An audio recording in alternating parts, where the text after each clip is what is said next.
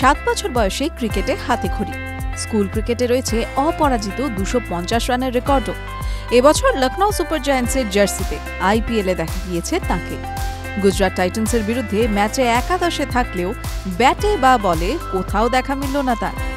অনেক হিম্মত থাকলেও হিম্মত সিং তা দেখানোর সুযোগ পেলেন না। সনেট ক্রিকেট ক্লাবে তারক সিনহার অধীনে অনুশীলন করতেন হিম্মত।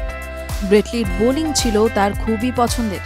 তখন থেকেই ফাস্ট বোলার হওয়ার স্বপ্ন বুনতে শুরু করেছিলেন। কিন্তু শেষ অবধি শুধু বোলার নয়, হিম্মত হন অলরাউন্ডার। দিল্লির মডার্ন পাবলিক স্কুলে পড়াশোনা। এই স্কুলে পড়েছেন গৌতম গম্ভীর, উন্মুক্ত চাঁদের মতো ক্রিকেটাররা। একসময় অনূর্ধ্ব-19 বিশ্বকাপ জয়ী উন্মুক্ত চাঁদের জন্য হিম্মত অনুপ্রাণিত হন। 2019 সালে প্রথম আরসিবিতে সুযোগ পান। 65 লক্ষ টাকায় বিরাটের টিম তাকে দলে নেয়। কিন্তু সেবার আইপিএলে একটি ম্যাচেও খেলার সুযোগ পাননি তিনি। পরের বছর তাকে ছেড়ে দেয় আরসিবি। তারপর থেকে আর আইপিএলে সুযোগ পাননি। নিজের খেলায় তাই বদল আনার চেষ্টা করতে থাকেন হিম্মত। ব্যাটিংয়ের ধার বাড়াতে থাকেন। এরপর গত বছর হিম্মত দিল্লি প্রিমিয়ার লিগে নজর কেড়েছিলেন। 9 ইনিংসে 165 স্ট্রাইক রেটে 63-টিরও বেশি গড়ে 381 রান করেন তিনি।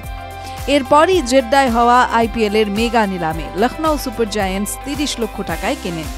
মিচেল মার্শের পরিবর্তে শনিবার একাদশে সুযোগ পেয়েছিলেন হিম্মত, কিন্তু ব্যাটে বলে সুযোগ পাননি।